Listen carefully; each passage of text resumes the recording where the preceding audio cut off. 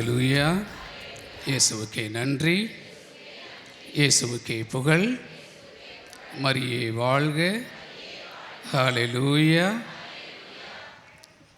நல்லா இருக்கிறீங்களா? பார்த்து ரொம்ப வருஷம் ஆச்சு. நல்லா இருக்கிறேன். ஒரு கேள்வியோடு இந்த உரையை தொடங்கலாம் என்று நினைக்கிறேன். கெடா வெட்டி சாமி கும்பிடுவது தவறா? கிறிஸ்தவர்கள் கெடா வெட்டி சாமி கும்பிடுவது தவறா? முதல் கட்டளைக்கு எதிரான பாவமா?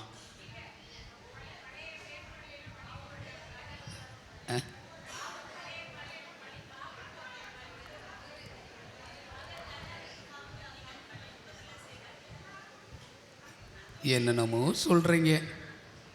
அந்த கேள்வியை கேட்டது ஒரு அம்மா கேட்டாங்க. ஈரோடு பக்கம் அந்தியூர் பகுதியில் பாப்ரமிஷன் தியானம் நடத்தி கொண்டிருந்த போது ஒரு தாய் வந்தாங்க. சாமி, எனக்கு ஒரு சந்தேகம். நம்ம கெடா வெட்டி சாமி கும்பிடுவது தப்பா? முதல் கட்டளைக்கு எதிரான பாவமா அப்படின்னு. ஏம்மா திடீர்னு இந்த சந்தேகம் அப்படின்னு.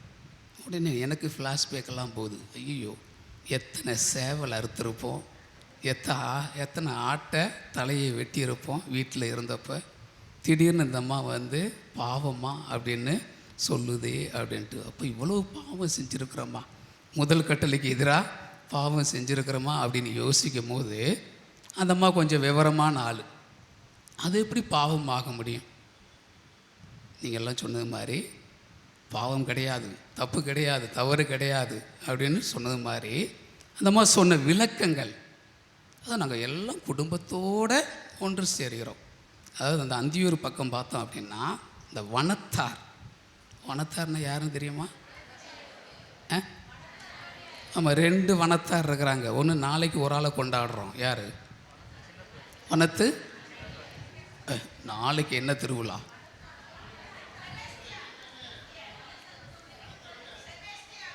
நாளைக்கு ஒரு ஆளை மறந்துட்டீங்க. என்னுடைய பாதுகாவலர், என்னுடைய பெயர் கொண்ட ஒரு ஆள். நாளைக்கு வனத்து அந்தோணியார். வனத்தார் என்று அறியப்படக்கூடியவரே வனத்து சின்னப்பர். இந்த வனத்து சின்னப்பரை தான் இந்த கிராமங்கள்லாம் வனத்தார் அப்படிம்பாங்க. அப்போ அந்த பகுதியில் பார்த்தோம் அப்படின்னா இந்த வனத்தாரையும் 2ஆக பிரிச்சிட்டாங்க. காட்டுக்குள்ளே இருக்கிற வனத்தார் அசைவம், நாட்டுக்குள்ளே இருக்கிற வனத்தார் சைவம். ஊருக்குள்ளே இருக்கிற வனத்தாருக்கு, வனத்து சின்னப்பருக்கு சாம்பார், நல்ல கத்திரிக்காய், உருளைக்கிழங்கு, முருங்கைக்காய் போட்டு சாம்பார் வச்சு ஜெபம் பண்ணோம்னா வனத்தார் நம்முடைய ஜெபத்தை கேட்பார். ஆனால் நான் காட்டுக்குள்ளே இருக்கிறவருக்கு கெடா வெட்டணும், சேவலை வெட்டணும், ரத்தத்தை கொடுத்தா தான் இந்த வனத்தார் சந்தோஷப்படுவார், நான் கேட்குறதெல்லாம் கொடுப்பார் அப்படின்ட்டு கேட்கக்கூடிய அந்த தேவைகள் எல்லாம் நிறைவேறும் போது அந்த மக்கள் வந்து அந்த கோயிலுக்கு வந்து கெடா வெட்டுறது, சேவலை வெட்டுறது, கோழியை வெட்டுறது அப்படின்னு கும்பிடுறது. அப்போ இதை மையப்படுத்தி தான் அந்த அம்மா இது செய்கிறதெல்லாம் பாவமா அப்படின்னு. சரிம்மா, யாரும்மா பாவம்னு சொன்னால்? இல்லை, நேற்று ஃபாதர் பிரசங்கம் வச்சார். 10 கட்டளையை பற்றி பிரசங்கம் வைக்கும்போது கிட்டத்தட்ட ஒரு 1.5 மணி நேரம் முதல் கட்டளையை பற்றி விளக்கி சொன்னார். வனத்தாருக்கு பலி கொடுப்பது பாவம்னு சொன்னார். அது எப்படி சாமி பாவம் ஆகும்? நாங்கள் எல்லாம் குடும்பமாக ஒரே உறவாக நாங்கள் ஒன்று சேர்கிறோம். ஒன்று சேர்ந்து நாங்கள் எங்களுடைய மகிழ்ச்சியை நாங்கள் அங்கே பங்கிடுகிறோம். எல்லாரும் சேர்ந்து கடவுளை அங்கு வழிபடுவது எப்படி பாவமாகும்? நம்ம பார்த்தோம்னா திரு அவையில் திருச்சபை நமக்கு பல புனிதர்களை கொடுத்துருக்கு. இருக்கிறாங்களா? எக்கச்சக்கமான புனிதர்கள் இருக்கிறாங்க. எங்கெல்லாம் இங்கே எத்தனை பேர் இருக்க புனிதராக போகிறோம்னு தெரியலை. இன்னும் ஒரு 10 வருஷம் 20 வருஷம் கழித்து நம்ம பேரை சொல்லி எங்களுக்காக வேண்டிக்கொள்ளும் அப்படின்னு எத்தனை பேர் ஜெபம் பண்ண போகிறாங்கன்னு தெரியலை. நம்மளை பார்த்தோம்னா இந்த நவநாள் ஜெபங்களெல்லாம் பார்த்தோம் அப்படின்னா இந்த மன்றாட்டுகள் இருக்கும். நவநாள் ஜெபம் இருக்கா? எக்கச்சக்கமாக இருக்குது. ஒவ்வொரு புனிதருக்கும் ஒவ்வொரு நவநாள். இப்போ இந்த நவநாள் ஜெபத்தில் மன்றாட்டுக்களை சமர்ப்பிக்கும் போது எப்படி நம்ம சமர்ப்பிப்போம்?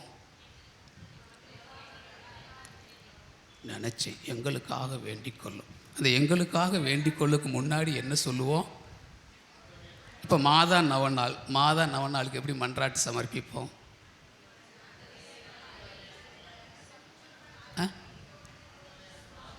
ஆண்டவரே,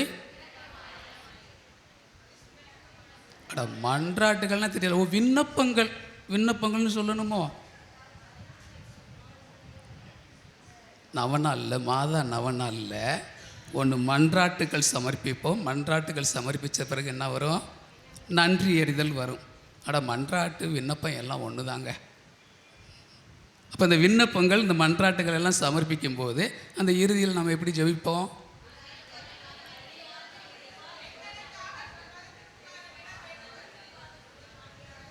எங்கள் தாய் மரியின் மூலம் ஆண்டவரே உம்மை மன்றாடுகிறோம். ஒவ்வொரு மன்றாட்டும் எங்கள் தாய் மரியின் மூலம் எங்கள் மன்றாட்டை கேட்டருளும் அப்படின்றோம். எங்கள் தாயின் மூலமாக தாயினுடைய பரிந்துரையில் நம்முடைய மன்றாட்டுக்களை சமர்ப்பிக்கிறோம். அதே போல் மற்ற புனிதர்களுடைய நவநாள்லாம் பார்த்தோம்னா புனித அந்தோனியார் வழியாக, புனித செபஸ்தியார் வழியாக, புனித வின்சென்தியார் வழியாக நாங்கள் மன்றாடுகிறோம், எங்கள் மன்றாட்டை ஏற்றுக்கொள்ளும் அப்படின்னு. அப்போ அந்த புனிதர்களுடைய வழிபாடு, புனிதர்களுடைய அந்த பரிந்துரையில் நான் ஜெபிக்கிறோம். அதே போல் நம்ம திருப்பலியில் பார்த்தோம் அப்படின்னம்னா எல்லா ஜெபமும் எப்படி முடியும்? ஆண்டவராகிய இயேசு கிறிஸ்துவின் வழியாக நாங்கள் உம்மிடம் மன்றாடின. திருப்பலியில் எல்லா ஜெபங்களும் பார்த்தாலும் தெரியும். அதே போல் புகழ்ச்சியும் பார்த்தோம்னாலும் இவர் வழியாக, அதே போல் அது இயேசு கிறிஸ்துவின் வழியாகத்தான் நம்ம மன்றாட்டுமாகட்டும் நன்றியாக இருக்கட்டும் எல்லாமே அந்த இயேசு கிறிஸ்துவனுடைய பெயரால். அதே போல் புனிதர்களுடைய பரிந்துரையில் நம்ம சமர்ப்பித்து ஜெபிக்கிறோம். இப்போ அந்த புனிதர்கள் வழியாக இறைவன் நம்முடைய ஜெபங்களை கேட்கிறார். அப்போ கேட்டு நமக்கு தரக்கூடிய அந்த புனிதர்களுக்கு நன்றி செலுத்துவது என்ன தவறு? நான் கெடா வெட்டுவது இதில் எப்படி தவறு அப்படின்னு பார்த்தோம் அப்படின்னா, ஒரு கொண்டாட்டத்தில் நம்ம இருக்கிறோம். உறவு கொண்டாட்டத்தில், தமிழர்களுடைய பெரும் கொண்டாட்டத்தில் நம்ம இருக்கிறோம். போகி, பொங்கல். இன்று நம்ம உங்கள் வீடுகளில் நிறையா மாடி இல்லை போல். மாடி இல்லாதவங்க தான் நிறையா இருக்கிறீங்க போல். மாடி இருந்துச்சு அப்படின்னா இங்கே இருந்திருக்க மாட்டீங்க. இன்னும் மாட்டை பார்த்துக்கிட்டு நீங்கள் இருந்திருப்பீங்க. அது திரு அவை இந்த கொண்டாட்டங்கள் விழாக்களை கொண்டாடுவதற்கு 5 காரணிகளை நமக்கு சொல்கிறது. அது எப்படி அது கடவுளுக்கு ஏற்ற பலியாக, கடவுளுக்கு ஏற்ற ஒரு கொண்டாட்டமாக, முதல் கட்டளைக்கு எதிரான பாவமாக இல்லாமல் இருப்பதற்கு, நம்மையே நாம் சோதித்து பார்ப்பதற்கு 5 காரணிகளை. அதாவது முதலில் அந்த கொண்டாட்டம் இயேசு கிறிஸ்துவின் பெயரால் ஒன்று கூட பட்டிருக்க வேண்டும். நான் ஒரு கொண்டாட்டத்தை கொண்டாடுகிறேன் என்றால், ஒரு விழாவை நான் கொண்டாடுகிறேன் என்றால், அந்த உறவுகள் எல்லாம் யாருடைய பெயரில்? இயேசு கிறிஸ்துவனுடைய பெயரில் அங்கு ஒன்றாக குழுமி இருக்க வேண்டும். இரண்டாவது காரணியாக சொல்லக்கூடியது, அங்கு ஒன்றாக உறவுகள் எல்லாம் ஒன்று கூடி இருக்கும்போது கடவுள் என்னுடைய வாழ்க்கையில், என்னுடைய குடும்பத்தில் செய்த அந்த ஆசீர்வாதங்களை, அந்த விடுதலை செயல்களை, மீட்பின் செயல்களை நான் நினைவு கூறுகிறேன், நினைத்து பார்க்கிறேன். இதுதான் இரண்டாவது. மூன்றாவது, கடவுள் என்னுடைய வாழ்வில் செய்த எல்லா நன்மைகளுக்கும், ஆசீர்வாதங்களுக்கும் நன்றி சொல்கிறேன். நான்காவது, கடவுள் கொடுத்த அந்த ஆசீர்வாதத்தை என்னுடைய வாழ்க்கையில் தொடர்ந்து அனுபவிப்பதற்கு நான் முயற்சி செய்கிறேன். இப்போ நான் கடவுள்கிட்ட போய் ஜெபம் பண்ணுறேன் அப்படிங்கும்போது கடவுள் எனக்கு ஆசீர்வாதங்களை கொடுக்குறார், நான் கேட்குறதெல்லாம் கொடுக்குறார் அப்படின்னா என்ன அர்த்தம்? அது என்ன பண்ணணும்? நன்றி சொல்லணுமா? மூணாவது முடிஞ்சு போச்சு நன்றி. நான்காவது என்னது? தொடர்ந்து அதை கொண்டு போக வேண்டும். கடவுள் எனக்கு அந்த ஆசீர்வாதத்தை கொடுத்துருக்கிறார் அப்படின்னா என்னது, கேட்டேன் கொடுத்தாரு முடிஞ்சு போச்சு அப்படின்னு விட்டு செல்வது அல்ல. என்னுடைய வாழ்க்கை முழுவதும் அந்த ஆசீர்வாதம் தொடர வேண்டும். எனவே என்னுடைய வாழ்க்கையில் அதை அனுபவிப்பதற்கு நான் முயற்சி செய்ய வேண்டும். 5வது, அந்த கொண்டாட்டம், அந்த உறவின் கொண்டாட்டமாக இருக்கட்டும், நன்றி பலியாக இருக்கட்டும், எப்படிப்பட்ட விழாவாக இருந்தாலும் அந்த கொண்டாட்டம் எனக்கு நம்பிக்கையை கொடுக்க வேண்டும். ஹல்லேலூயா, ஹல்லேலூயா, ஹல்லேலூயா. என்ன நம்பிக்கை? இறைவன் என்னுடைய வாழ்க்கையில் செயல்பட்டார், இன்றும் என்னோடு இருக்கிறார், என்னோடு இணைந்து இறைவன் ஒவ்வொரு நாளும் என்னை அங்கு அவருடைய பிரசன்னத்தில், அவருடைய ஆசீர்வாதத்தில் கொண்டு செல்கிறார் என்ற அந்த ஒரு நம்பிக்கை இருக்கும்போது நாம் கொண்டாடக்கூடிய அந்த கொண்டாட்டம் கடவுளுக்கு ஏற்ற ஒரு கொண்டாட்டமாக, விழாவாக அங்கு மாறும். இப்போ நம்முடைய கொண்டாட்டத்தில் கவனிக்க வேண்டியது, அந்த கொண்டாட்டத்தில் யாருக்கு நம்ம முக்கியத்துவம் கொடுக்கிறோம். கடவுளுக்கு முக்கியத்துவம் கொடுத்தோம் என்றால் கொண்டாட்டம் கொண்டாட்டமாக இருக்கும். அதை விட்டு எனக்கு புனிதர் தான் வேணும் அப்படின்ட்டு, புனிதர் தான் எனக்கு எல்லாம் கொடுத்தார் அப்படின்ட்டு புனிதர் காலில் போய் விழுந்தோம் அப்படின்னா முதல் கட்டளைக்கு எதிரான பாவம். நம்ம பார்ப்போம். யோவான் நற்செய்தி 6வது அதிகாரம் 30 யோவான் நற்செய்தி 6ஆம் அதிகாரம்.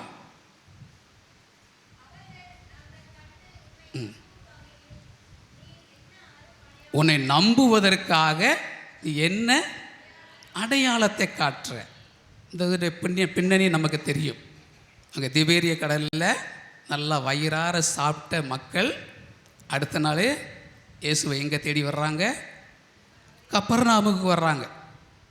ஆற்றினுடைய மறுகரைக்கு இயேசு இருக்கக்கூடிய இடத்தை அவர்கள் தேடி வரும்போது இயேசு அவர்களை பார்த்து கேட்பார், நீங்கள் அருமடையாளங்களை கண்டதால் அல்ல, மாறாக வயிறார நல்லா சாப்பிட்டதுனால தான் என்ன பண்ணியிருக்கிற, நேற்று கிடச்சது மாதிரியே இன்றைக்கும் நம்ம இயேசுக்கிட்ட போனோம் அப்படின்னா வயிறார நம்ம சாப்பிடலாம். உட்காந்த இடத்துலையே அவர் பாட்டு எதையாவது சொல்லுவார், கேட்டுக்கிட்டு இருக்கலாம். நல்ல சாப்பாடும் சாப்பிட்டுட்டு பேசாமல் நம்ம பாட்டுக்கு வீட்டுக்கு வந்துடலாம் அப்படின்னு நீங்கள் தேடி வந்திருக்கிறீங்க. அது அல்ல, மாறாக அழியாத உணவிற்காக நீங்கள் உழைக்க வேண்டும். அந்த உணவை கொடுப்பவர் யார்? நான் தான் அப்படின்னு சொல்லுவார். அப்போ தான் அவங்க கேட்பாங்க, நாங்கள் கடவுளுக்கு ஏற்றபடி நாங்கள் நம்புவதற்கு, எங்களுடைய செயல்கள் கடவுளுக்கு ஏற்றவையாக இருப்பதற்கு நாங்கள் என்ன செய்ய வேண்டும் அப்படின்னு சொல்லும்போது தான், கடவுள் அனுப்பியவரை நம்புவதே கடவுளுக்கு ஏற்ற செயல் அப்படின்னு சொல்லும்போது தான் அவங்க கேட்குற, நீ என்ன அடையாளம்? நீ தான் மேலிருந்து வந்த ஆள், உன்னைத்தான் நாங்கள் நம்ப வேண்டும் என்பதற்கு என்ன அடையாளம் காட்டுற? எங்களுடைய முன்னோர்கள் பாலை நிலத்தில் மன்னாவை உண்டனரே. அந்த உணவை கொடுத்தது யாரு? அவங்க என்ன நினச்சிக்கிட்டு இருந்தாங்க? அந்த முன்னோர்கள் உண்ட உணவு, அந்த மன்னாவை கொடுத்தது யாரு? மோசே கொடுத்தார் அப்படின்னு அது வரைக்கும் அவங்க நினச்சிக்கிட்டு இருந்தாங்க. ஆனால் இயேசு சொல்வது என்ன? உங்களுடைய முன்னோர்களுக்கு அவர்கள் உண்ட உணவை கொடுத்தது மோசே அல்ல, என் தந்தையே, விண்ணக தந்தையே அவர்களுக்கு எல்லாருக்கும் அந்த உணவை கொடுத்தார். அப்படிங்கும்போது இங்கே அவர்கள் மோசையை நினைத்த போது பாவம் செய்கிறார்கள். கடவுளுக்கு எதிராக மோசே தான் எங்களுக்கு இந்த சாப்பாட்டை கொடுத்தார் அப்படிங்கும்போது, எனவே தான் நம்முடைய அந்த கொண்டாட்டத்தில் புனிதர்களுக்கு முக்கியத்துவம் கொடுத்து கடவுளை நம்ம மறந்தோம் அப்படின்னா முடிஞ்சு போச்சு. முதல் கட்டளைக்கு எதிரான பாவமாக இருக்கும். அது அன்றைய முதல் வாசகத்தில் அருமையாக இருக்கும். இங்கே முதல் வாசகம் என்ன வாசகம்? 1 சாமுவேல் 8வது அதிகாரம். நம்ம 4லேருந்து 7, அப்புறம் 10லேருந்து 22 முறை வாசிப்போம். அந்த முதல் வாசகத்தினுடைய பின்னணி என்ன? எதை பற்றி சொல்லுவார்? இஸ்ரேல் மக்கள் தங்களுக்கு ஒரு அரசர் வேண்டும் என்று கேட்க வருவாங்க. எதற்கு அரசர்? வெளியே இருக்கக்கூடிய மாதிரி, மற்ற நாட்டில் இருக்கிறது மாதிரி ஒரு அரசர் இருந்தால் எங்களுக்கு ஒரு பாதுகாப்பாக இருக்கும், எங்களை வழிநடத்துவார், எங்களுக்கு நீதி வழங்க ஒரு அரசர் தாரும். உனக்கு வயசாகி போச்சு, உன் பிள்ளைகளும் சரியில்லை, உன் பிள்ளைங்க சரியாக எங்களை வழி நடத்தியிருந்தாங்க அப்படின்னா நாங்கள் சந்தோஷமாக இருந்திருப்போம். உன் பிள்ளைகளும் சரியில்லை, உனக்கும் வயசாகி போச்சு, அதனால் எங்களுக்கு ஒரு அரசரை தாரும் அப்படின்னு கேட்கும்போது சாமுவேல் ரொம்ப மனம் வருந்துவார். என்னடா இந்த மாதிரி சொல்லிட்டாங்களே, இந்த மக்கள் சரியில்லையே அப்படின்ட்டு ரொம்ப மன வருத்தத்தோடு கடவுளிடம் போய் முறையிடும் போது கடவுள் சொல்லக்கூடிய வார்த்தை 7வது வாக்கியம் வாசிங்க.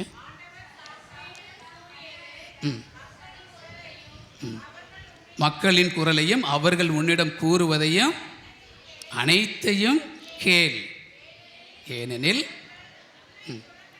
உன்னை புறக்கணிக்கவில்லை, அவர்களை நான் ஆளாதபடி. யாரை புறக்கணித்தார்கள்? என்னை புறக்கணித்தார்கள். பாருங்கள் வார்த்தை எவ்வளவு வருத்தத்தோடு இறைவன் அங்கு சொல்லக்கூடியது. அவர்கள் உன்னை புறக்கவில்லை, சாமுவேலாகிய இறைவாக்கினராகிய அவர்கள் உன்னை புறக்கணிக்கவில்லை, மாறாக அவர்களை ஆளாகாதபடிக்கு இத்தனை வருடங்களாக இத்தனை நாட்களாக அவர்களுக்கு நான் செய்து வந்த எல்லா நன்மைகளையும் அவர்கள் மறந்து இன்னைக்கு அரசன் வேண்டும் என்று கேட்கிறார்களே அப்படின்னு. நம்முடைய அந்த கொண்டாட்டத்தில் விழாக்களில் நம்ம கவனமாக இருக்க வேண்டும். யாருக்கு நம்ம முக்கியத்துவம் கொடுக்குறோம் அப்படிங்கும்போது, அப்போ இறைவனுக்கு அங்கே முக்கியத்துவம் கொடுக்கும்போது உண்மையிலே அந்த கொண்டாட்டம் உறவு கொண்டாட்டமாக, கடவுளுக்கு ஏற்ற ஒரு கொண்டாட்டமாக அங்கு இருக்கும். எனவே நம்ம இந்த தமிழர்களுடைய பெரும் விழாக்களை கொண்டாடும் போது கொண்டாட்டத்தை பற்றி கொஞ்சம் இறை வார்த்தையினுடைய வெளிச்சத்தில் கொஞ்சம் தியானிக்கலாம் அப்படின்னு இன்றைய உரையில் நான் யோசிக்கிறேன். இப்போ 2 கொண்டாட்டங்களை நம் விவிலியத்தினுடைய அந்த இறை வார்த்தையினுடைய வெளிச்சத்தில் நம்ம பார்க்கலாம். 2மே பிறப்பு கொண்டாட்டம். ஒன்று லூக்கா நற்செய்தி 1 அதிகாரம் 57, 58. லூக்கா நற்செய்தி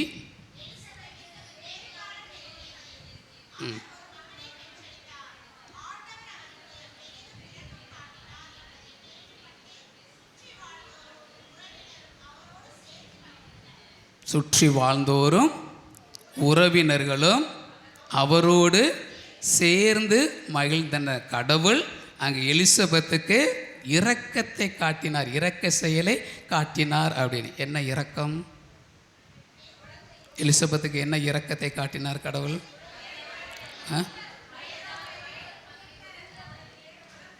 என்ன இரக்கம்? எவ்வளோ சுத்துறீங்க, சிம்பிளாக முடிஞ்சு போச்சு. ஒரு மகனை கொடுத்தாருன்னா முடிஞ்சு போச்சு. கடவுள் என்ன இரக்கத்தை காட்டினார் அப்படின்னா அதை விட்டு எங்கெங்கேயோ போய் வர்றீங்க. அப்போ கடவுள் அவருக்கு செய்த அந்த இரக்கத்தை யாருக்கு வெளிப்படுத்தினார்?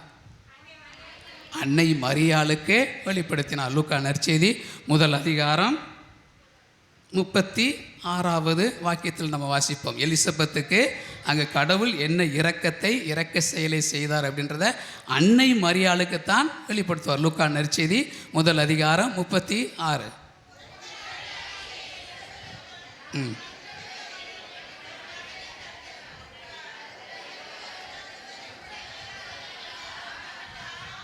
கருவுற இயலாதவர் என்று சொல்லப்பட்ட இவருக்கு 6ஆம் மாதம், பாருங்கள், மாதாவுக்கு கூட 6வது மாதம் 6 மாதம் கழித்து தான் வெளிப்படுத்தியிருக்கிறார். ஒருவேளை மாதாவுக்கு வானதூதர் காட்சி கொடுத்தது மாதிரி எலிசபெத்து காட்சி கொடுத்துருந்துருப்பாரா? தெரியலை, அந்த உலகத்துக்கே தெரியலை. எல்லாம் எலிசபெத்து எவ்வளவு ஜெபம் பண்ணியிருப்பாங்களா இல்லையா? அவ்வளோ ஜெபம் பண்ணியிருப்பாங்க. அதுபோல் செக்கரியா யார்? செக்கரியா குருத்துவ பணி செய்தவர். ஆலயத்தில் ஆலய பணி செய்த அந்த நபர் எவ்வளவு ஜெபம் பண்ணியிருப்பார். என் குடும்பத்துக்கு ஒரு வாரிசு, இந்த ஊரெல்லாம் ஒரு மாதிரி பேசுது, ஒவ்வொரு நாளும் பார்க்கும்போது விசேஷம் இல்லையா, ஒன்றும் இல்லையா அப்படின்னு ஒவ்வொரு நாளும் கேட்குது அப்படின்னு ஒவ்வொரு நாளும் 2 பேரும் எவ்வளோ ஜெபம் பண்ணியிருப்பாங்க. கடைசியில் அவ்வளோதான் முடிஞ்சு போச்சு அப்படின்னு சோர்ந்து உட்கார்ந்துருக்கும் போது தான் கடவுள் இரக்கத்தை பொழிகிறார். ஹல்லேலூயா, ஹல்லேலூயா, ஹல்லேலூயா. இப்போ கடவுளுடைய அந்த இரக்க செயல் அந்த கடைசி காலத்தில் நான் பாருங்கள், எலிசபெத்து சக்கரையோட வாழ்க்கையில் அவ்வளவு கஷ்டம் இருந்தோம், கடைசி வரைக்கும் ஒன்றுமே இனிமேல் முடியாது அப்படின்ற போகிற வரைக்கும் சக்கரியாவையும் எலிசபெத்தையும் பற்றி இறை வார்த்தை சொல்லக்கூடிய அந்த வார்த்தைகள் லூக்கா நற்செய்தி 1 அதிகாரம் 5-7 வாசிங்களே.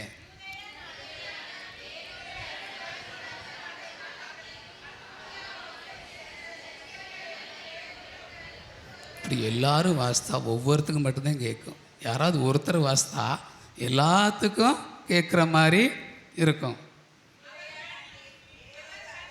இருங்க.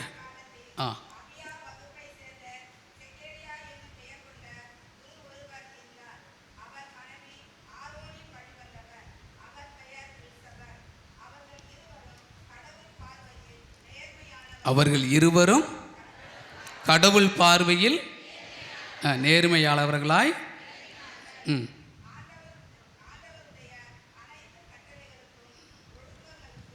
ஒழுங்குகளுக்கும் ஏற்ப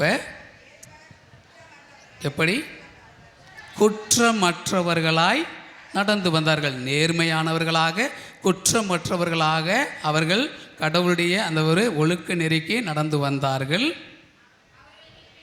அவர்களுக்கு பிள்ளை இல்லை.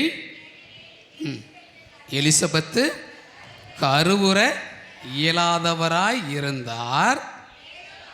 மேலும் அவர்கள் வயது முதிர்ந்தவர்களாகவும் இருந்தார்கள். பாருங்க, நம்மளாம் என்ன நினைக்கிறோம்? கடவுள்கிட்ட ஜெபம் பண்ணுறோம். ஜெபம் பண்ணதுமே என்ன பண்ணுறோம்? உடனே எனக்கு நடக்கணும். சாமி வந்தேன், என்னுடைய வேண்டுதலை சமர்ப்பித்து 2 மெழுகுதிரியை பற்ற வச்சேன், இல்லை 1 பாக்கெட்டு மெழுகுதிரியை வாங்கிட்டு வந்து உனக்கு 1 பாக்கெட்டு மெழுகுதிரியெல்லாம் பற்ற வச்சு நான் கண்ணீரோடு ஜெபம் பண்ணேன். ஆனால் எனக்கு ஒன்றுமே நடக்கலை. அதனால் இனிமே இந்த கோவிலுக்கு நான் வரலை. இந்த சாமி சரியில்லை, சக்தியே இல்லை இந்த சாமிக்கு. எவ்வளோ மெழுகுதிரியை பற்ற வச்சாலும் ஒன்றும் நடக்க மாட்டேனுது அப்படின்னு விலகி செல்லக்கூடிய மக்களாகத்தான் நம்ம இருக்கிறோம். ஜெபம் பண்ணுறோம், கிடைக்கல அப்படின்னாலே நம்முடைய நம்பிக்கை அங்கே சோர்ந்து போகுது. ஆனால் அங்கே வார்த்தை சொல்லக்கூடியது, எவ்வளவு ஏளனங்கள் கேலி பேச்சுக்களை எலிசபெத்தும் சக்கரையாவும் அந்த சமூகத்தில் அவர்கள் எதிர்கொண்டிருப்பார்கள்.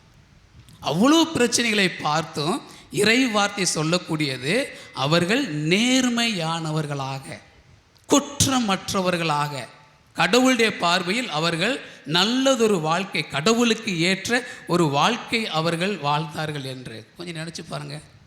நமக்கே ஒரு குழந்தை பாக்கியத்துக்காக நம்ம வந்து ஒரு ஏக்கத்தோடு நம்ம ஜெபம் பண்ணுறோம். ஒவ்வொரு நாளும் ஜெபம் பண்ணிக்கிட்டு இருக்கிறோம். கடைசி வரைக்கும் எனக்கு அது கிடைக்கவே இல்லை அப்படின்னா நம்ம என்ன பண்ணுவோம்? கடைசி வரைக்கும் கிடைக்கல அப்படின்னா முடிஞ்சு போச்சு. வீட்டுக்குள்ளேயே சோர்ந்து முடங்கி போயிடுவோம்.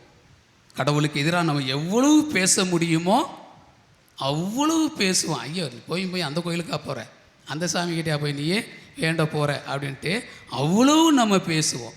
அங்கே வார்த்தை சொல்லக்கூடியது, அவ்வளவு அவர்களுக்கு பிள்ளை இல்லாத போது, வயது முதிர்ந்த போது, அது கருவுற இயல்வதற்கு வாய்ப்பே இல்லாத அந்த சூழ்நிலையிலும் இறை வார்த்தை சொல்வது, அவர்கள் எனக்கு ஏற்ற பிள்ளைகளாக அவர்கள் இருந்தார்கள் என்று. ஹல்லேலூயா, ஹல்லேலூயா. இதுதான் இறைவன் அவருடைய வாழ்க்கையை பார்த்து கடைசி காலத்தில் அவர்களுக்கு கொடுத்த அந்த இரக்க செயல்தான், கடவுள் செய்த செயல்தான் என்னது?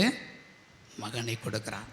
திருமுழுக்கு யோவானை கொடுத்து அங்கு ஆசீர்வதித்த போது எந்த சமூகம், எந்த உறவு, எந்த சொந்தம் அது வரைக்கும் அவர்களை கேவலப்படுத்தியதோ கேவலமாக பேசியதோ அந்த மக்கள் எல்லாரும் சேர்ந்து கொண்டாடுறாங்க.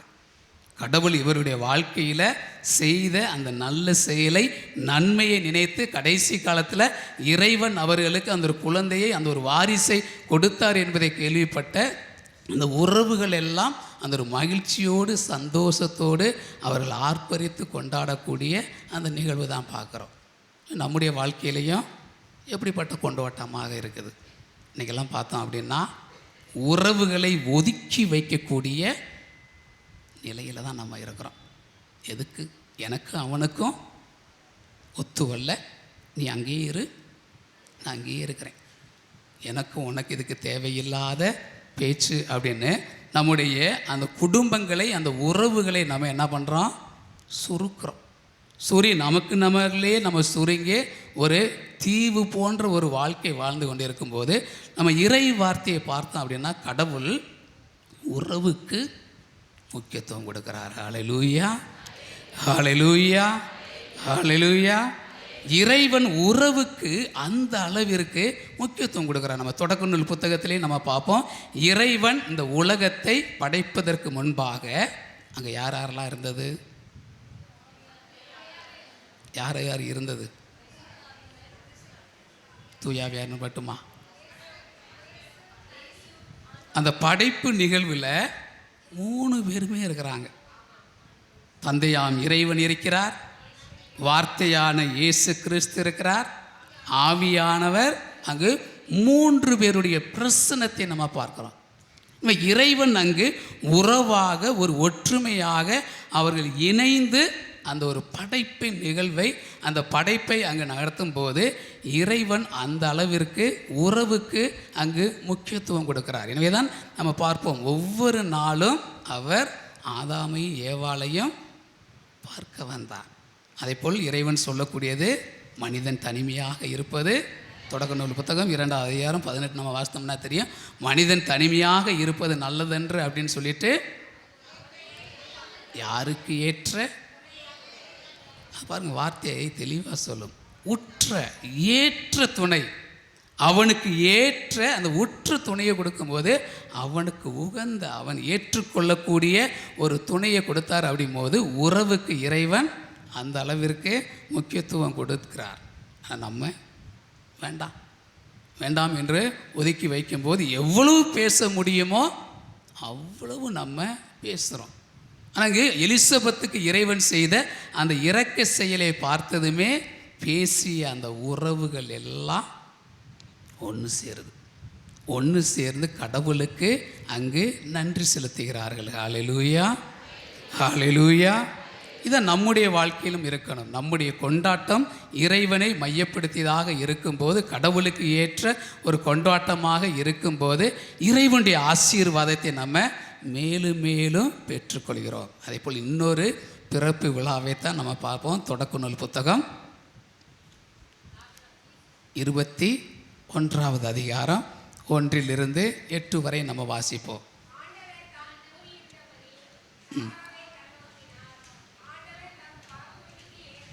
ஆண்டவர் தம்முடைய வாக்குறுதிக்கு ஏற்ப, என்ன வாக்குறுதி? என்ன வாக்குறுதி கொடுத்தாரு?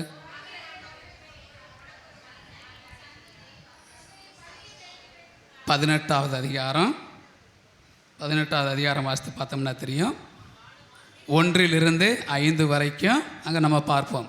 இறைவன் அவர்களுக்கு கொடுக்கக்கூடிய அந்த வாக்குறுதி என்ன வாக்குறுதி? அந்த வானதூதர்கள், இறை தூதர்கள் அழைத்து ஆபிரகாம் வீட்டுக்கு அழைச்சி அவர்களுக்கு விபசரிக்கும் போது அவங்க என்ன சொல்லுவாங்க? வீட்டை விட்டு கிளம்புறதுக்கு முன்னாடி என்ன சொல்லுவாங்க? அடுத்த வருஷம் இளவேநீர் காலத்தில் நான் வருவேன், வரும்போது உன் மனைவி சாரா ஒரு மகனை பெற்றெடுத்திருப்பாள் அப்படின்ட்டு. உடனே சாரா என்ன பண்ணுறாங்க? சிரிக்கிறாங்க. ஏன் சாரா ஏன் சிரிக்கிறாங்க? வயசாகி போச்சு. அந்த வார்த்தைகள் சொல்லும், எனக்கோ வயசாகி போச்சு, என் தலைவருக்கோ வயது ஆகிப்போச்சு, இந்த வயசுலையா எனக்கு இன்பம். இறை வார்த்தை அப்படிதான் சொல்லும். என் தலைவருக்கு வயசாகி போச்சு, எனக்கும் அது முடிஞ்சு போச்சு, இந்த வயசில் போய் எனக்கு இன்பமா அப்படின்ட்டு தான் சாரா சிரிப்பா. போய் கடவுளில் எந்த வயசில் எனக்கு குழந்தைய கொடுக்குறேன் அப்படின்னு வாக்களிக்கிறார், வாக்குறுதியை கொடுக்குறாரு அப்படின்ட்டு பார்ப்போம். 21ஆவது அதிகாரத்தில் அங்கே ஈசாக்கு பிறக்கும்போது அங்கே சொல்லக்கூடியது ஆபிரகாம் சொல்லுவார்.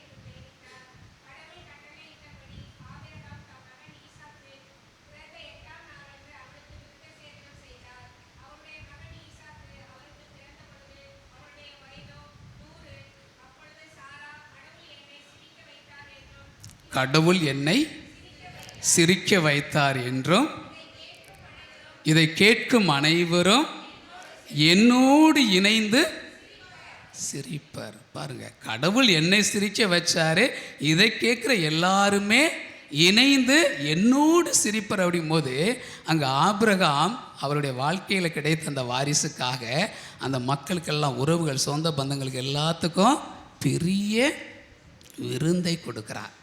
அது ஒரு பெரிய விருந்தை ஏற்பாடு செய்து உறவுகள் எல்லாம் இணைந்து அவர்கள் கொண்டாடுறாங்க. சில நேரத்தில் நம்ம யோசித்தோம்னா தெரியும், கடவுளுக்கு கொஞ்சம் லொல்லு ஜாஸ்தியோன்னு. கடவுளுக்கு கொஞ்சம் கொஞ்சம் இல்லை, கேட்கும் போதெல்லாம் கொடுக்கல. நல்ல காலத்தில் குழந்தை பெற்றெடுக்கிறதுக்கு நல்ல ஆரோக்கியம் இருக்கக்கூடிய அந்த வயசுல எல்லாம் இவங்க கண்ணீரோட கடவுளே கடவுளே எனக்கு கொடு கொடு கொடு கொடுன்னு கேட்கும் போதெல்லாம் இந்த கடவுளை அப்படியே முகத்தை திருப்பிக்கிட்டார், போடா அப்படின்னு. ஆனால் கடவுள் எப்போ கொடுக்குறாரு? ஆபிரகாமுக்கு 100 வயசு. இப்போ எலிசபெத்துக்கு இந்த பகுதியை வாசிக்கும் போது எனக்கு சிரிப்பு தான் வந்துச்சு. குச்சியை பிடிச்சி நடக்க வேண்டிய வயசில் வயிறையும் தள்ளியை நடக்க வைக்கிறாரு பாருங்க கடவுள். குனிஞ்சு வயசான காலத்தில் குச்சி பிடிச்சி குறுகி நடக்க வேண்டிய வயசில் கடவுளை வயிறை தள்ளிட்டு நீ நட அப்படின்னா அப்புறம் என்ன பண்ணுறது? கேட்கும் போதெல்லாம் கடவுள் கொடுக்காம இந்த வயசில் தான் நீ என்னைய உணரணும். உன் வாழ்க்கையில் நான் எப்போ கொடுக்கணும்னு நினைக்கிறேனோ அப்போ தான் கொடுப்பேன். எப்போ இந்த மக்கள் இயலாதது முடியாது என்று அவர்கள் உணர்ந்து கொள்ள, அவர்களுடைய அந்த ஒரு நம்பிக்கை தளர்ந்து போகக்கூடிய அந்த ஒரு சூழ்நிலையில் உன் மூலமாக இந்த மக்களுக்கு நான் நம்பிக்கையை கொடுக்குறேன் அப்படின்னு அந்த ஒரு முடிவுறாத ஒரு ஒன்றுமே நடக்க முடியாத அந்த சூழ்நிலையில் கடவுள் அவர்களுக்கு கொடுத்து ஆசீர்வதிக்கும் போது அங்கே ஆபிரகாம் தன்னுடைய சொந்த பந்தம் எல்லாரையும் கூப்பிட்டு அந்த ஒரு விருந்தை கொடுக்குறான். விருந்தை கொண்டாடும் போது ஒவ்வொரு நபர்களும் அங்கே இறைவனை, தந்தையை அவர்கள் போற்றி புகழ்ந்து கொண்டிருக்கிறார்கள். அன்று நம்முடைய வாழ்க்கையில் கொஞ்சம் யோசித்து பாருங்கள், எத்தனையோ விழாக்களை நம்ம கொண்டாடுகிறோம். இப்போ திருச்சபையில் பார்த்தோம் அப்படின்னா, திரு அவையில் பார்த்தோம் அப்படின்னா நம்முடைய வாழ்வு முழுவதுமே கொண்டாட்டம் தான். எங்கே தொடங்குது நம்முடைய வாழ்வு? பிறப்பில் தொடங்குகிறது. பிறப்பில் தொடங்கி அங்கே இறப்பில் முடியும் போது, பிறப்பு முதல் இறப்பு வரை நம்முடைய வாழ்வு அங்கே கொண்டாட்டமாக இருக்க வேண்டும் என்பதற்காகத்தான் அந்த கொண்டாட்டங்கள் எல்லாம் நம்ம அர்த்தமுள்ள விதத்தில், பொருளுள்ள விதத்தில் நம்ம கொண்டாட வேண்டும் என்பதற்காகத்தான் திரு அவையானது நமக்கு அருமையாக 7 அருட்சாதனங்களை, அருள் அடையாளங்களை கொடுத்துருக்குது. நமக்கு நீங்கள் பார்த்தீங்கன்னா தெரியும், திருமுழுக்கு வழிபாட்டில் அந்த முதல்ல நீங்கள் பிள்ளையை கொண்டு வருவீங்க. பிள்ளையை கொண்டு வரும்போது அருட்பணியாளர் கேட்பார், என்ன கேட்பார்? குழந்தைக்கு என்ன என்ன பெயர் வைக்க விரும்புகிறீர்கள்? அதுக்கப்புறம்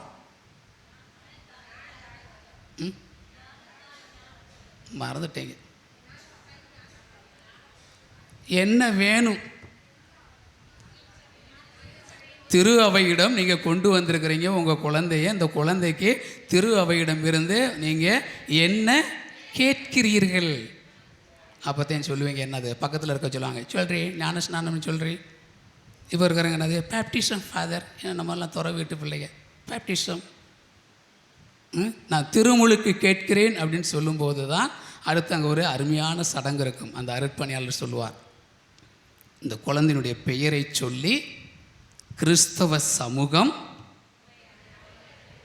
பாப்பா யாராவது கரெக்டாக சொல்கிறீங்களான்னு, உங்கள் பிள்ளைகளுக்கெல்லாம் பேர் வச்சுருப்பீங்க. எத்தனை பிள்ளைகளுக்கு நீங்கள் ஞானத்தாய் ஞான தகப்பனாக இருந்திருப்பீங்க. என்னவார் சொல்லுவார்? குழந்தையுடைய பெயரை சொல்லி எங்கேயோ வந்துச்சு, உன்னை கிறிஸ்தவ சமூகம், கிறிஸ்தவ சமூகம்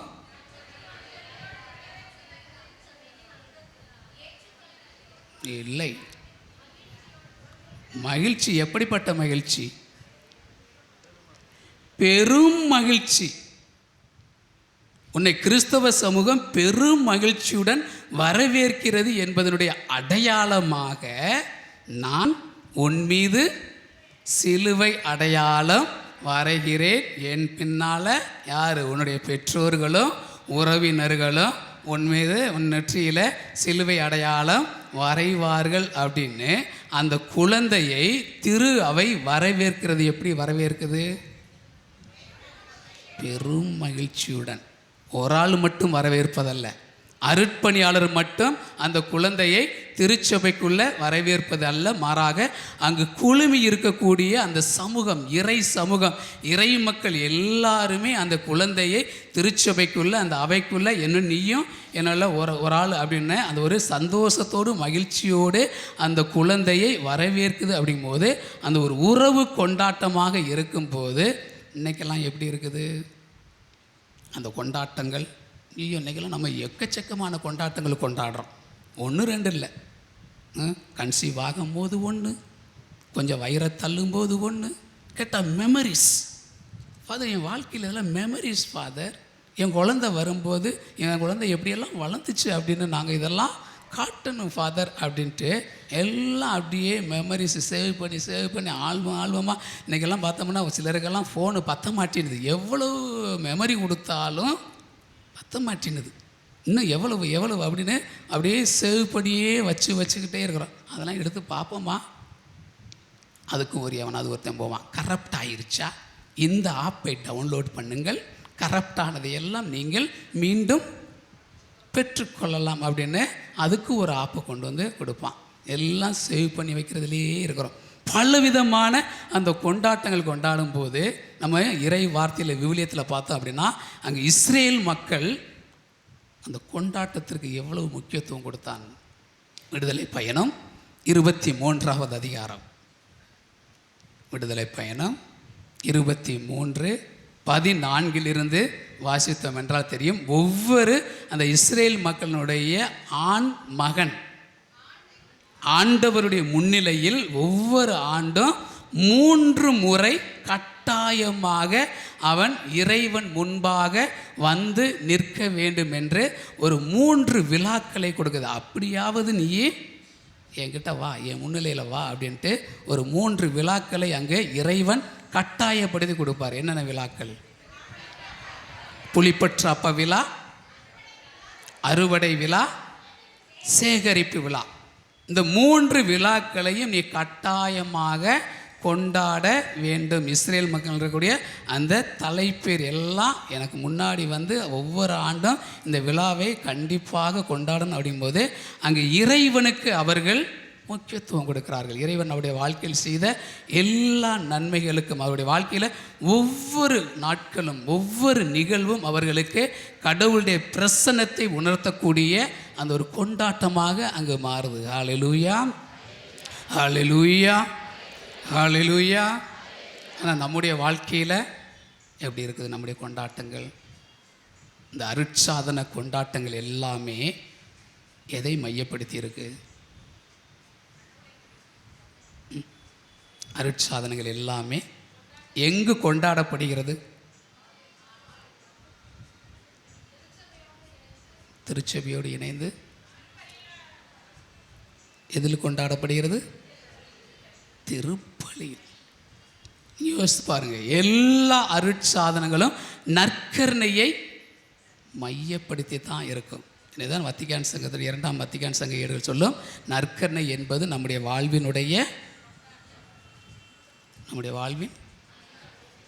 மையம், ஊற்றும் உச்சக்கட்டம், சிகரம் அப்படிங்கும். நம்முடைய வாழ்வினுடைய மையமாக அந்த நற்கருணை கொண்டாட்டம் அங்கே இருக்கணும். அப்படிங்கும்போது எல்லா அருட்சாதனங்களுமே இந்த நற்கருணை கொண்டாட்டத்தில் தான் அங்கு நமக்கு நிறைவேற்றப்படுகிறது, மக்களுக்கு அங்கே கொடுக்கப்படுகிறது. அப்படிங்கும்போது எல்லாரையும் அங்கு ஒன்று சேர்க்கிறோம். இந்த அருட்சாதனைகள் எல்லாமே, அந்த கொண்டாட்டங்கள் எல்லாமே, உறவுகள் எல்லாம், இறை மக்கள் எல்லாருமே அங்கு ஒன்று சேர்ந்து தான் அங்கு கொண்டாடப்படுகிறது. அப்படிங்கும்போது அந்த ஒன்று சேர்ந்து வரும்போது அங்கு இறைவனை நம்ம மாட்சிப்படுத்துகிறோம். இறைவனை இங்கே மாட்சிப்படுத்தும் போது கடவுளுடைய ஆசீர்வாதங்களை நம்ம நிறைவாக நம்ம அங்கு பெற்றுக்கொள்கிறோம். ஆனால் இன்றைக்கி அந்த ஒரு நற்கருணை கொண்டாட்டமெல்லாம் எப்படி இருக்குது?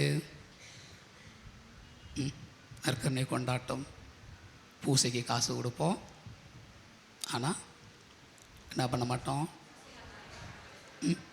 பூசையில் கலந்துக்க மாட்டோம். பாவம் சாமியாக இருக்கிறார் பூசாரி, இந்த உனக்கு எவ்வளவு பூசைக்கு எவ்வளவு? 150 ரூபாயா, இந்த வச்சுக்க, எனக்காக நீ என்ன பண்ணு, பூசையை வச்சுக்க. வழக்கம் எப்போ பூசைக்கு காசு கொடுப்போம், பூசை கருத்து கொடுப்போம்? இல்லை இல்லை, நம்ம குடும்பத்தில் நம்ம பூசை கருத்து கொடுக்குறோம் அப்படின்னா எந்தெந்த நிகழ்வுகளுக்கு கொடுப்போம்?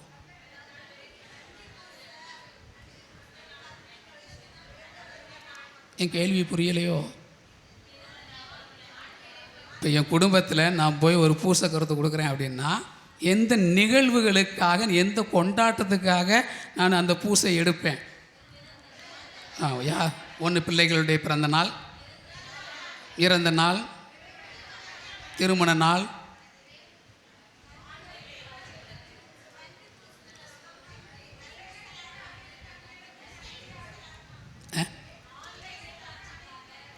ஆன்ம இலைப்பாட்டு, அதுதான் இறந்த நாள். அது இறந்த நாள். இறந்த நாள் அன்னைக்கு கொண்டு போய் அப்பா. இன்னொன்று ஆன்ம இலைப்பாற்றின்றது நிறைய பேருக்கு சேர்த்து கொடுப்பீங்க. அவ்வளோ நல்ல மக்களாக நம்மெல்லாம் அடுத்தவனுக்காக ஜெபம் பண்ணுற அளவுக்கு ஐயோ யாரும் நினையாத ஆன்மாக்கள். உத்திரிக்க ஸ்தலம், ஒரு 150 ரூபா கொடுத்து மேலே ஏற்றி விட்டுறோம் நம்ம.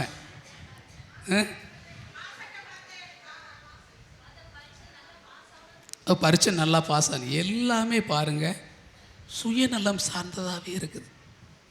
நம்முடைய இந்த நற்கருணை கொண்டாட்டம் எல்லாமே என்னுடைய தேவைக்காகத்தான். சில நேரங்களில் வரும் இறைவன் செய்த எல்லா நன்மைகளுக்கும் நன்றி பலியாக ஒப்பு கொடுக்கிறார்கள்.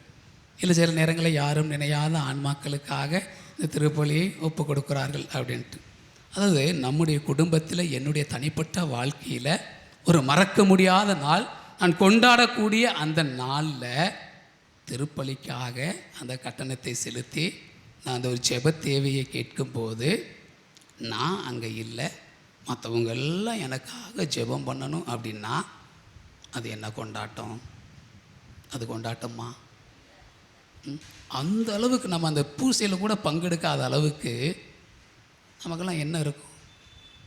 அவ்வளோ வேலையா? வேலை ஜாஸ்தியா?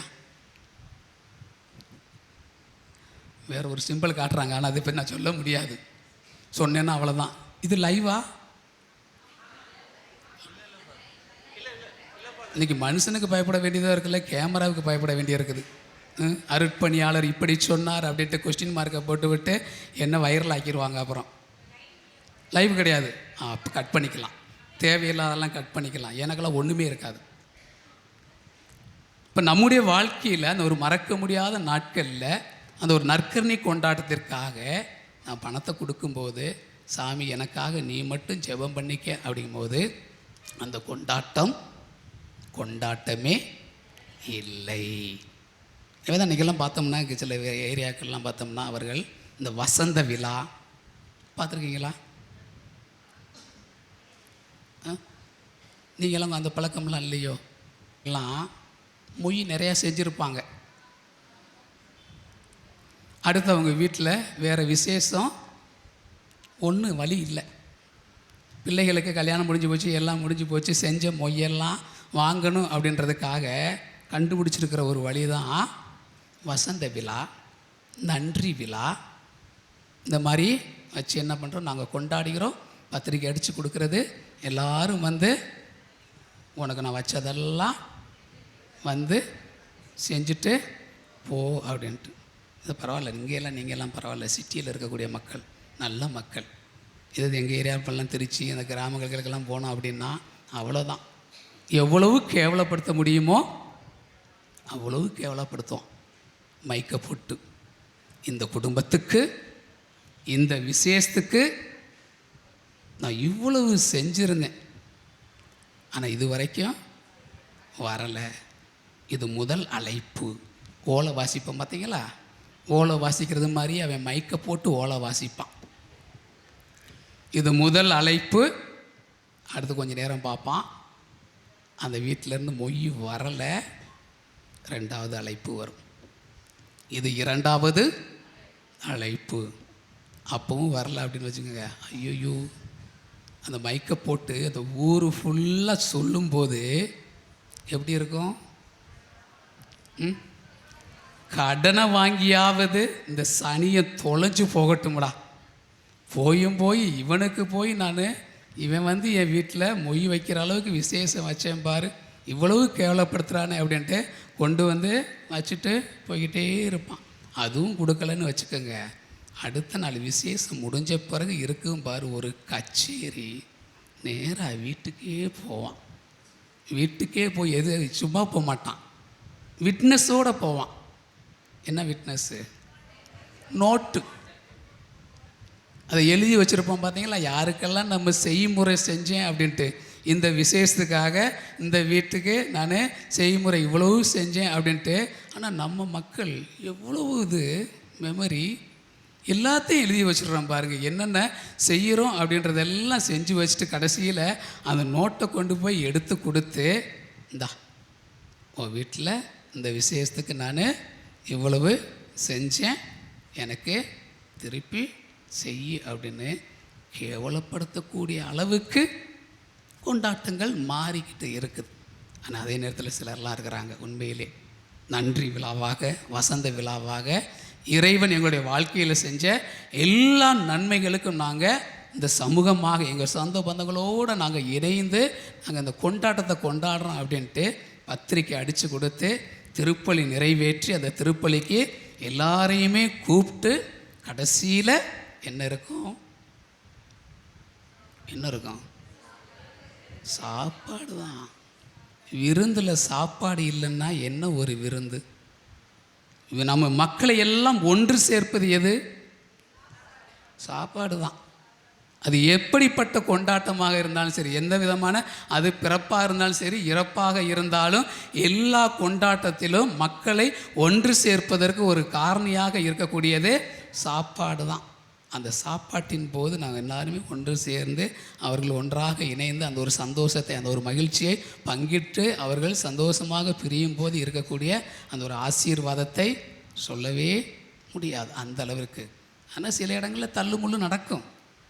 தள்ளுமுள்ளு இல்லாத கொண்டாட்டம் என்ன கொண்டாட்டம்? அப்படிங்கும்போது இந்த அருட்சாதனைகள் எல்லாம் அந்த ஒரு நற்கரணையை மையப்படுத்தி இருக்கும்போது அந்த நற்கரணைக்கு நம்ம எந்த அளவிற்கு முக்கியத்துவம் கொடுக்குறோம்னு யோசித்து பாருங்கள். நீங்கள் எல்லாம் பங்குகளை சார்ந்தவங்க, எல்லாருமே நம்ம பங்குகளில் இருக்கிறோம்.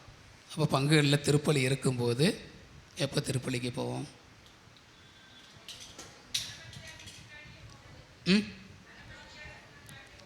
1/2 மணிக்கு, 1/2 மணி நேரத்துக்கு முன்னாடி. சப்பா, இவ்வளோ நேரம் பிரசங்க வச்சதே வேஸ்ட்டாக போச்சு.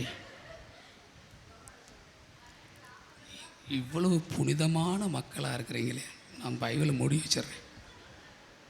இவ்வளவு புனிதமான மக்கள் இருக்கும்போது எந்த மக்கள் கத்தோலிக்க திரு அவையில் திருப்பலிக்கு 1/2 மணி நேரத்திற்கு முன்பாக செல்லக்கூடிய மக்கள்? உண்மையிலே சந்தோஷம். அருளாலயத்தில் இருக்கக்கூடிய இறை மக்கள், அருளாலய இறை இயேசுடைய மக்கள் எல்லாம் ரொம்ப பெருமைக்குரியவர்கள், மாட்சிக்குரிய மக்களாக. அடுத்து இதுதான், பேசாமல் இந்த சேனலெல்லாம் இடிச்சிருங்க. ஆரோக்கியமாரி ஒவ்வொரு பேரையும் வச்சு எங்களுக்காக வேண்டிக்கொள்ளும், எங்களுக்காக வேண்டிக்கொள்ளும். உண்மையிலே சந்தோஷம். கேட்கும்போது சந்தோஷமாக இருக்குனாங்க. 1/2 மணி நேரத்துக்கு முன்னதாக நீங்கள் ஆலயத்திற்கு திருப்பலிக்கு நீங்கள் சென்றீர்கள் என்றால் இதைவிட ஆசீர்வாதமான செயல் வேறு ஒன்றும் இல்லை. ஹல்லேலூயா, ஹல்லேலூயா, ஹல்லேலூயா. இந்த 1/2 மணி நேரத்துக்கு முன்னாடி போகும்போது யாரை கூப்பிட்டு போவீங்க?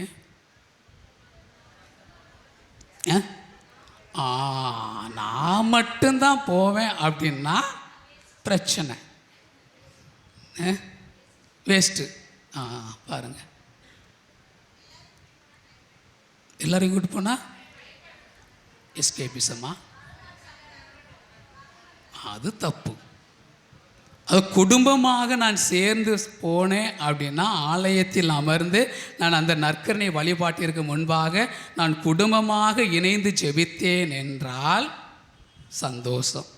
நான் மட்டும் போகிறேன் அப்படின்னா இது என்ன அர்த்தம்? தனியாக இருக்கிறவங்கள பற்றி நான் பேசவே கிடையாது. தனியாக இருக்கக்கூடியவங்களை யாராவது பேசுவாங்களா? தனியாக நான் மட்டும்தான் இருக்கிறேன் அப்படின்னா நானாச்சு என் கடவுளாச்சு. நான் பேசுவது குடும்பத்தோடு தான் நான் சொல்கிறேன். குடும்பத்தோடு இருப்பவர்கள் மற்றவர்களை ஒதுக்கி வைத்துட்டு நான் மட்டும் போகிறேன் அப்படின்னா அது என்ன ஒரு கொண்டாட்டமாக இருக்க முடியும்? நீங்கள் இன்னும் சிலர் இருக்கிறாங்க, கோயிலே கதி. தப்பு. குறிப்பாக இந்த தியான மையங்களில் நடக்கக்கூடியது. ஏன்னா நான் இங்கேயும் இருந்திருக்கிறேன். லோகோஸ் இதை விட எங்கள் பெரிய தியான மையம் பெங்களூரில் லோகோஸ் பல தியான மையங்கள் இருக்க பார்த்துக்கிறது. காலையில் வந்து உட்கார்றது நற்கருணை ஆண்டவர் முன்னாடி நைட்டு வரைக்கும் கேட்டால் நாங்கள் ஜெபம் பண்ணுறோம், ஆண்டவரை துதிக்கிறோம். இப்படிப்பட்ட ஒரு ஜெபமே இல்லைன்னு நான் சொல்லுவேன். அங்கே வீட்டில் மற்றவனெல்லாம் பட்டினி கிடக்கும்போது, வீட்டில் உனக்கு அவ்வளோ வேலை இருக்கும்போது அந்த வேலையெல்லாம் செய்யாமல் ஆண்டவரே கதி. ஏன்னா அங்கே வந்து உட்காந்தாச்சுன்னா எவனும் எதுவும் சுவைக்க முடியாதுல்ல, ஒன்றும் சொல்ல முடியாதுல்ல. ஏன்னா ஜெபம் பண்ணிக்கிட்டு இருக்கிறார், நற்கருணை ஆண்டவர் முன்னாடி உட்காந்துருக்கிறார். எஸ்கேபிசம், ஃபேமிலி ரெஸ்பான்சிபிலிட்டியிலிருந்து அந்த ஒரு எஸ்கேபிசத்தில் நம்ம இருந்தோம் அப்படின்னா அது ஜெபமே கிடையாது. ஹல்லேலூயா, ஹல்லேலூயா. அந்த எங்களுடைய தியான மையத்தில் ஒருத்தர் இருந்தார், ஆலய பணிகள் செய்யக்கூடிய ஒருத்தர். இப்போ எல்லாரும் சொல்லுவோம், வீடு பக்கத்தில் தான், ஆனால் வீட்டுக்கு போக மாட்டார். போடா போடா 5 நிமிஷம் தாண்டா, வீட்டில் போய் பொண்டாட்டி பிள்ளைகளை பார்த்துட்டு வா அப்படின்னு. No father.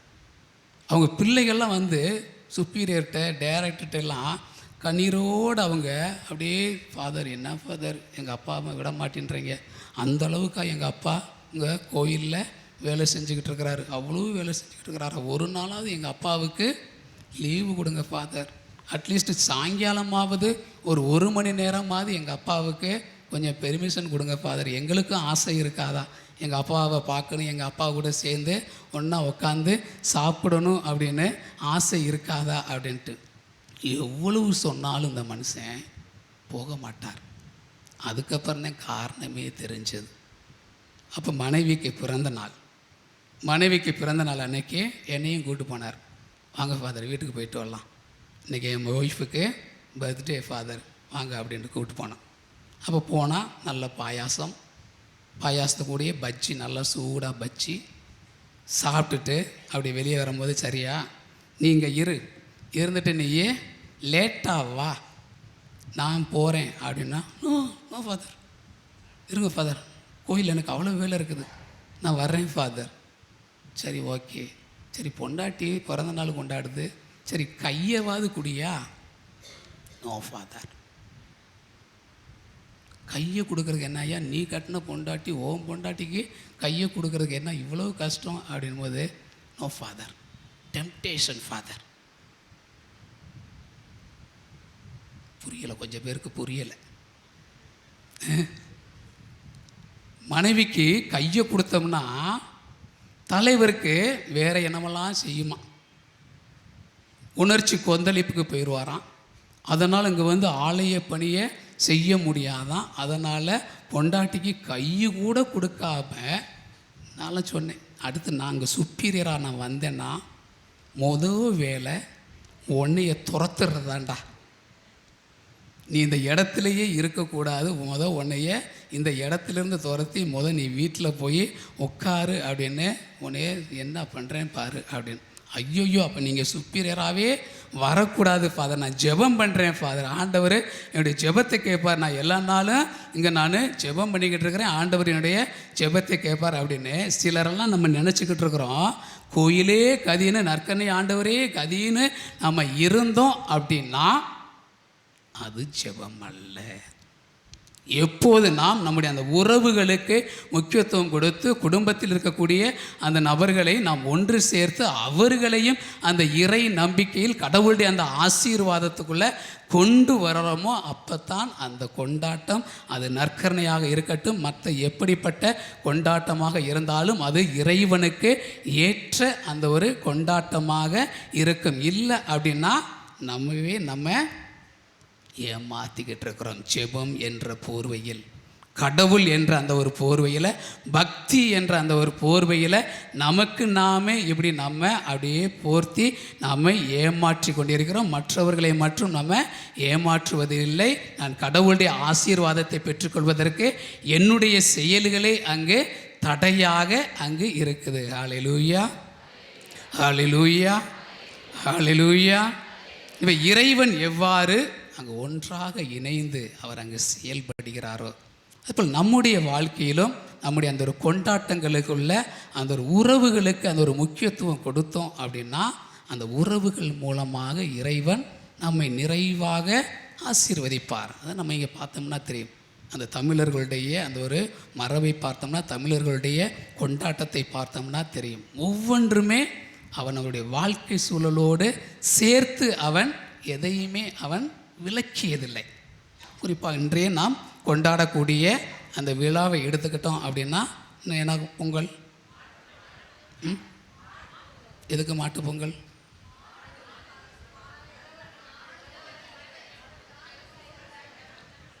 எதுக்கு மாட்டு பொங்கல்? ஒன்று, விவசாயத்திற்கு முக்கியமானது என்னது? அது நான் நேற்று கொண்டாடின பொங்கலை சொல்கிறேன்.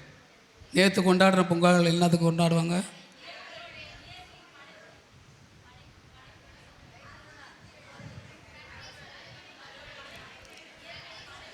உங்களுக்கு ஒன்றுமே தெரியலையே. கடவுள் தந்ததுக்கு நன்றி.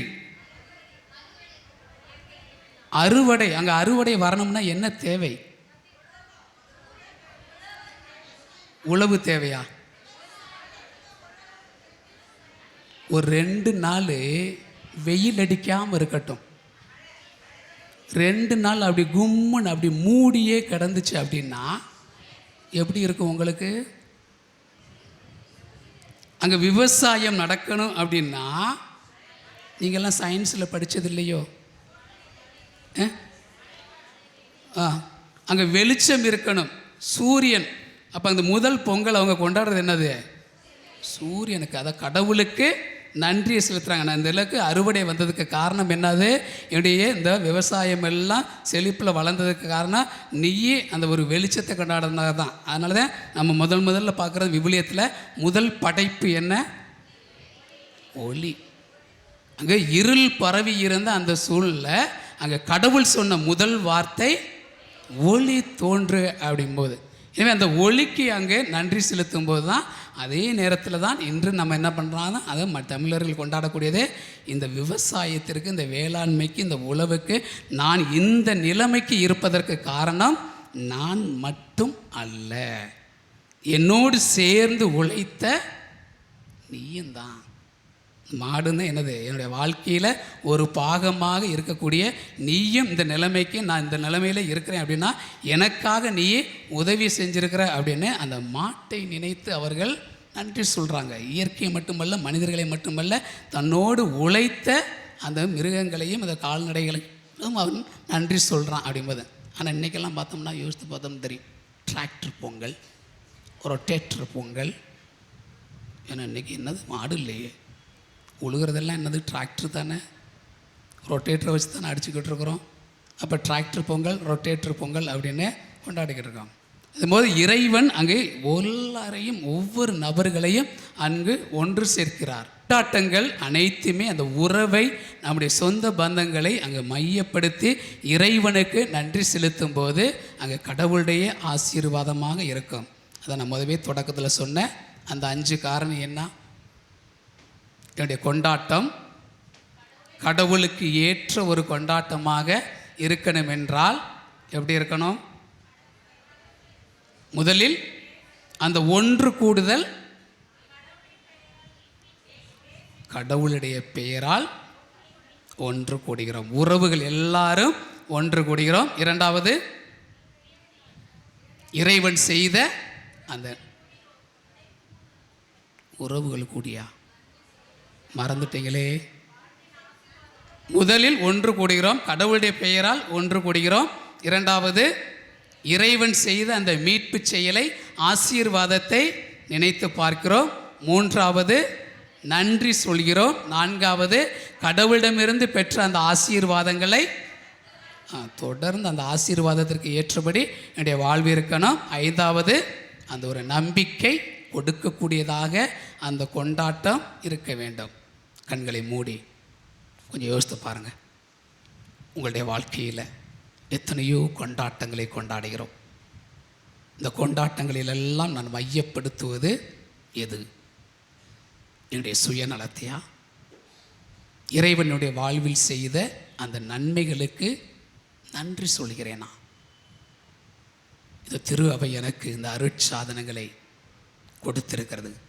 என்னுடைய வாழ்வு முழுவதுமே அந்த அருட்சாதனம் சார்ந்து அருட்சாதன கொண்டாட்டமாக இருக்க வேண்டும் என்பதற்காக திரு அவை எனக்கு கொடுத்த இந்த அருட்சாதனங்களுக்கு நான் எந்த அளவிற்கு என்னுடைய வாழ்க்கையில் இடம் கொடுக்குறேன், மதிப்பு கொடுக்குறேன்? நற்கருணை கொண்டாட்டத்திற்கு என்னுடைய வாழ்க்கையில் நான் கொடுக்கக்கூடிய அந்த இடம் என்ன? என்னுடைய வாழ்க்கையினுடைய அந்த பங்கு என்ன? யோசித்து பாருங்கள். கடவுள் ஒவ்வொரு நாளும் நம்மை ஆசீர்வதிக்கிறார். அந்த ஆசீர்வாதத்திற்கு ஏற்றவாறு என்னுடைய வாழ்வு இருப்பதற்காக நான் என்ன செய்ய வேண்டும்? நான் மட்டும் வாழ்ந்தால் போதாது, மற்றவர்களையும் அந்த இறை நம்பிக்கையில் கடவுளுடைய அந்த ஆசீர்வாதத்திற்கு கொண்டு வருவதற்கு என்னுடைய வாழ்க்கையில் என்ன செய்ய வேண்டும் என்பதை நினச்சி பார்ப்போம். கடவுளுக்கு எதிராக அந்த கொண்டாட்டங்களுக்கு எதிராக இருக்கக்கூடிய அந்த தவறுகளை அந்த தடைகளை எல்லாம் விலக்கி கடவுளுக்கு ஏற்ற கடவுளுடைய அந்த ஒரு ஆசீர்வாதத்திற்கு ஏற்ற பிள்ளைகளாக வாழ்வதற்காக தொடர்ந்து இந்த நாளில் நாம் ஜெபிப்போம். இறைவன் நம்மை ஒவ்வொருவரையும் ஆசீர்வதிப்பார். ஆனந்தம் என் இயேசு தருகிறார். துதிப்பேன் துதிப்பேன் துதித்துக் கொண்டே